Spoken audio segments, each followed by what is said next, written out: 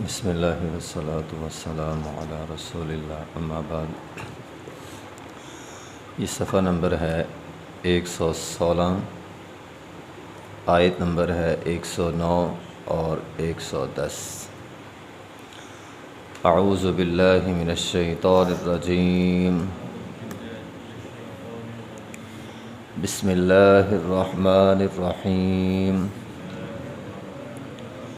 وَلِلَّهِ مَا فِي السَّمَاوَاتِ وَمَا فِي الْأَرْضِ وَإِلَى اللَّهِ تُرْجَعُ الْأُمُورُ۔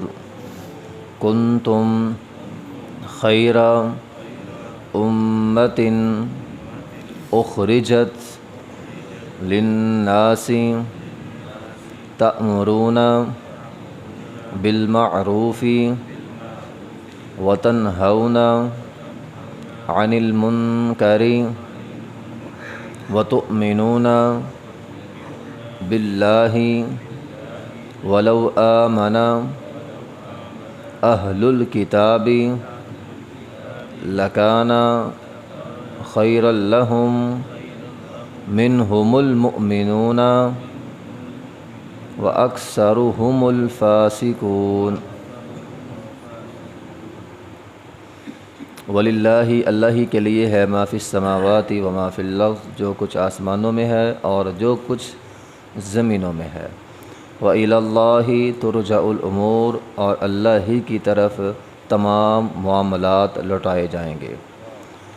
کنتم خیر امہ، تم بہترین امت ہو، اخرجت للناس، جو لوگوں کے لیے پیدا کی گئی ہے۔ تأمرون بالمعروف، تمہارا کام نیکی کا حکم دینا، وتنہون عن المنکر، برائی سے روکنا، وتؤمنون باللہ، اور اللہ پر ایمان لانا۔ ولو آمن اہل الکتاب، اور اگر اہل کتاب بھی ایمان لے آئیں، لکان خیر لہم، یہ ان کے لیے بہتر ہوگا۔ منہم المؤمنون، ان میں سے کچھ مومن ہیں، واکثرہم الفاسقون، اور ان میں سے اکثر فاسق ہیں۔ وَلِلَّهِ مَا فِي السَّمَاوَاتِ وَالْأَرْضِ، پیچھے بات ہو رہی تھی لڑائی جھگڑے کے حوالے سے، تو اللہ رب العزت نے فرمایا اللہ ہی کے لیے ہے جو کچھ آسمانوں میں ہے، جو کچھ زمینوں میں ہے، اور تمام جھگڑے، تمام معاملات، سارا کچھ وَإِلَى اللَّهِ تُرْجَعُ الْأُمُورُ، اللہ کی طرف لٹایا جائے گا۔ بعض اوقات ہوتا یہ ہے کہ بندہ یہ جملہ بولتا ہے کہ یار میں تو ان کے درمیان صلح کروانے گیا تھا لیکن لڑائی بڑھ گئی۔ اب اللہ تعالیٰ فرماتے ہیں وَإِلَى اللَّهِ تُرْجَعُ الْأُمُورُ، فیصلہ تو میں نے کرنا ہے کہ واقعی تیری نیت صلح کروانے کی تھی یا تیری نیت لڑائی مزید بھڑکانے کی تھی۔ بعض اوقات ایسا ہوتا ہے کہ بندہ بات بول رہا ہوتا ہے، دونوں پارٹیاں رفع دفع کر رہی ہوتی ہیں، تیسرا بندہ آتا ہے اور لڑائی مزید بڑھ جاتی ہے۔ تو اللہ تعالیٰ فرماتے ہیں ہم جانتے ہیں، ہم فیصلہ کریں گے تو نے لڑائی رکوائی تھی یا بڑھائی تھی۔ تو وَإِلَى اللَّهِ تُرْجَعُ الْأُمُورُ، تو انسان کو کم از کم یہ شعور ہونا چاہیے کہ میں جو بھی کر رہا ہوں اللہ جانتا ہے، یعنی انسان کو اللہ کی ذات کا شعور ہونا چاہیے۔ میں کسی کے درمیان صلح کروا رہا ہوں یا لڑائی کروا رہا ہوں، اللہ جانتا ہے۔ بندے سمجھے نہ سمجھے لیکن اللہ سمجھتا ہے۔ بندہ سمجھتا ہے میں بڑا چلاک ہوشیار ہوں، میں نے بڑی صفائی کے ساتھ کام کیا، تیری جتنی بھی صفائی ہے اللہ جانتا ہے۔ اللہ کے پاس جانا ہے تو انسان کو ہر وقت اللہ کا شعور ہونا چاہیے۔ کنتم خیر امت اخرجت للناس، تم بہترین امت ہو جو لوگوں کے لیے نکالی گئی ہے۔ حضرت عمر رضی اللہ تعالیٰ فرماتے ہیں جو شخص یہ بات چاہتا ہے وہ امت محمدیہ میں سے ہو یا جس کو یہ فخر ہے کہ میں امت محمدیہ میں سے ہوں، اس کو اللہ کی یہ شرط پوری کرنی ہوگی۔ کون سی شرط ہے اللہ کی؟ تأمرون بالمعروف وتنہون عن المنکر وتؤمنون باللہ، اللہ پر ایمان لانا ہے، نیکی کا حکم دینا، برائی سے روکنا ہے۔ یہ تین کام امت محمدیہ بطور شرط کے اللہ تعالیٰ نے پیش کیے ہیں امت محمدیہ کے لیے کہ یہ تین کام تم نے ضرور کرنے۔ آسان لفظوں میں ہم اس کو یوں سمجھیں کہ یہ تین کام امت محمدیہ کا مقصد ہے۔ کوئی بھی کام ہم کسی مقصد کے لیے کرتے ہیں، ایک چیز بناتے ہیں کسی مقصد کے لیے، اللہ نے امت محمدیہ ایک مقصد کے لیے بنائی ہے۔ جس بندہ کہتا ہے نا میرا یہ گول ہے، میرا یہ ارادہ ہے، میری یہ پہچان ہے، تو امت محمدیہ کا گول، مقصد، پہچان کیا ہے؟ یہ 3 کام ہیں۔ امت محمدیہ کے لوگ نیکی کا حکم کرنے والے ہوں گے، امت محمدیہ کے لوگ برائی سے روکنے والے ہوں گے۔ اگر امت محمدیہ کے لوگ یہ 3 کام نہیں کرتے تو ذلت اور رسوائی مقدر بن جائے گی۔ اگر یہ 3 کام کرتے ہیں تو کنتم خیر امت اخرجت للناس، سب سے بہترین امت بن جائے گی۔ یعنی ہمیں سب سے بہترین ہونے کے لیے یہ 3 کام کرنے پڑیں گے تو سب سے بہتر ہے۔ اگر یہ 3 کام نہیں کرتے تو پھر نقصان ہے۔ اب نبی علیہ الصلوۃ والسلام نے اپنے بعد کے زمانے کو، اپنے زمانے کو، اپنے بعد کے زمانے کو سب سے بہترین زمانہ قرار دیا۔ فرمایا صحابہ کا زمانہ بہترین زمانہ، پھر اس کے بعد آنے والے، اس کے بعد آنے والے۔ اس زمانے میں آپ دیکھ لیں سب سے زیادہ یہ کام ہوتا تھا۔ صحابہ کرام رضوان اللہ مجمعین کے زمانے میں فوراً نیکی کا حکم یا برائی سے فوراً روک دیتے تھے، یہ کام تو نے غلط کیا۔ تو یہ چیز ان کے اندر موجود تھی، سب سے بہترین زمانہ۔ پھر زمانہ آہستہ آہستہ یہ چیز کم ہوتی گئی، ادوار آتے گئے، چیزیں کم ہوتی گئیں۔ امت محمدیہ جو سب سے بہتر تھی آہستہ آہستہ پستی کی طرف جا رہی ہے۔ آج بھی جہاں یہ کام ہوتا ہے وہاں اللہ کی خیر ہے۔ جس معاشرے میں، جس محلے میں، جس علاقے میں یہ کام بالکل نہیں ہوتا، وہ معاشرہ، وہ محلہ تباہی کا شکار ہو چکا ہے۔ تو یہ چیزیں جو ہیں وہ ضروری ہیں۔ اچھا، اس میں 3 کام ہیں۔ بعض لوگ 2 کرتے ہیں، تیسرا نہیں کرتے، مگر ایمان تو لاتے ہی ہیں۔ دوسرا نیکی کا کام، نیکی کا حکم دے لیتے ہیں، برائی سے نہیں روکتے۔ بعض اوقات لوگوں کو دیکھا چلتے یار نماز پڑھ لو، نیکی کا حکم دیتے ہیں لوگوں کو، لیکن یہاں تیسرا کام بھی ہے، برائی سے روکنا بھی ہے۔ یعنی جب تک آپ کسی کو برائی سے نہیں روکیں گے آپ کا ایمان وہ اتم مکمل نہیں ہوگا، کامل ایمان نہیں ہوگا، آپ بہتری کی طرف مکمل نہیں جا رہے، آدھا جا رہے ہیں۔ تو یہودیوں کے اندر یہی ان کی روش تھی کہ وہ پیچھے بھی ہم پڑھ کے آئے، وہ برائی سے نہیں روکتے تھے۔ اللہ رب العزت نے فرمایا کانوا لا یتناہون عن منکر فعلوا، برائی سے نہیں روکتے تھے۔ جس طرح پیچھے ہم حدیث پڑھ کے آئے ہیں کہ نبی علیہ الصلوۃ والسلام نے فرمایا بنی اسرائیل کیا کرتے تھے، ایک دن ایک بندے کو دیکھتے تھے وہ گناہ کا کام کر رہا ہے، اسے روکتے تھے، دوسرے دن آتے تھے اس کے ساتھ مل کر گناہ کرنا شروع کر دیتے تھے، دوسرے دن اس کے ساتھ مل کر گناہ کرتے تھے۔ تو پھر کیا ہوا، اللہ کی وعید ان پر آئی، اللہ کا عذاب ان پر آیا۔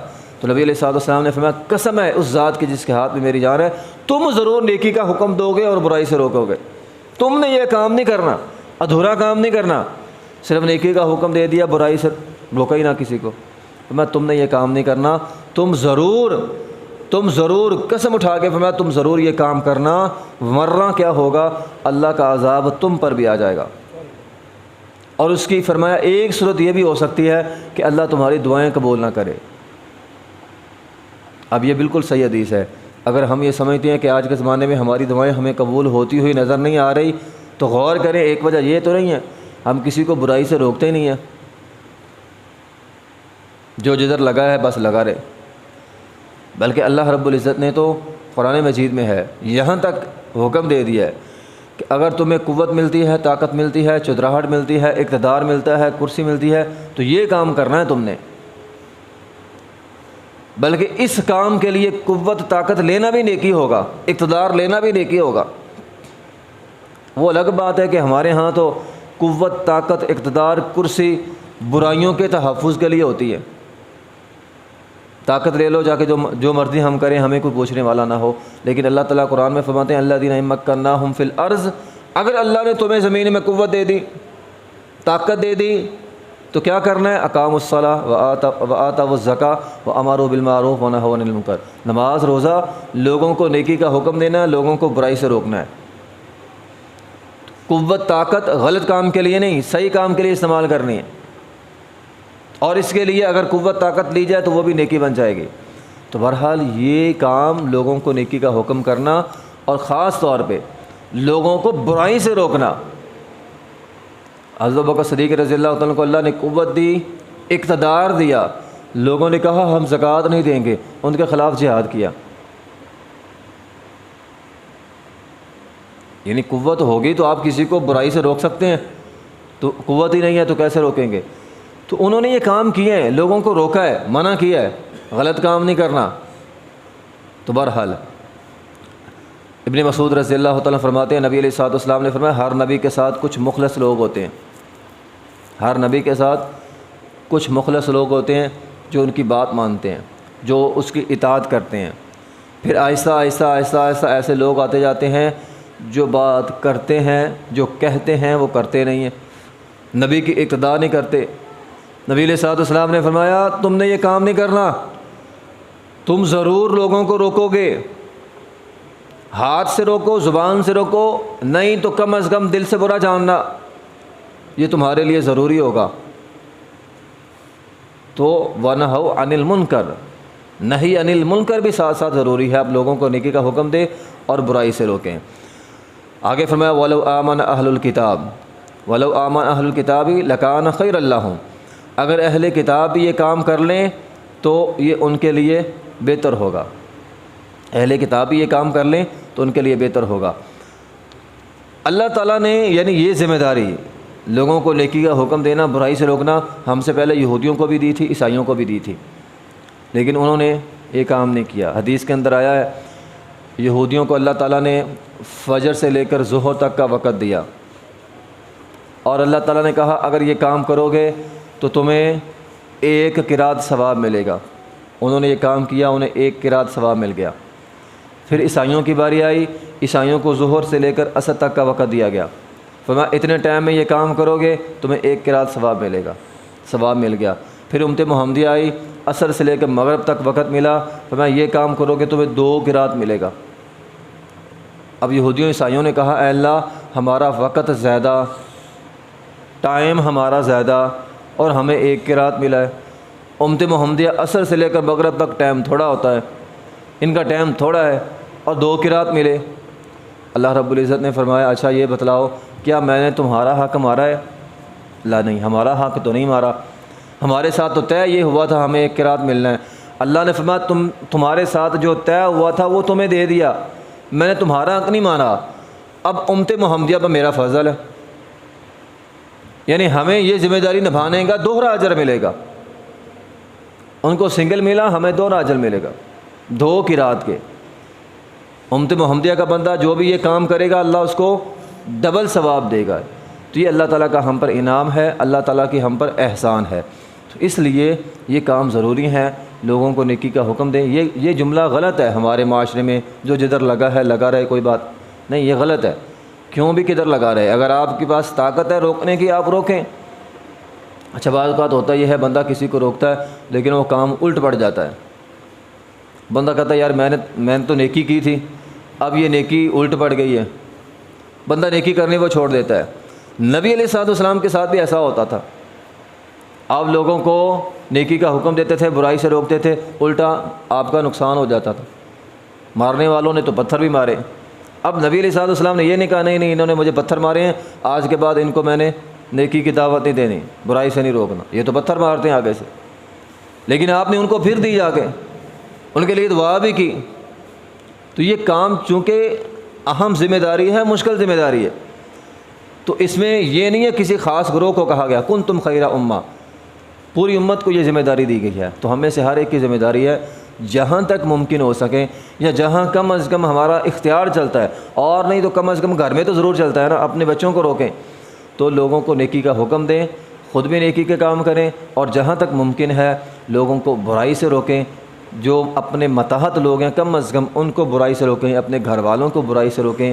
یہ کام کریں گے تو بھلائی پر رہیں گے، ورنہ بھلائی سے نکل کر ذلت اور رسوائی کی طرف چلے جائیں گے۔ وآخر دعوانا الحمدللہ رب العالمین۔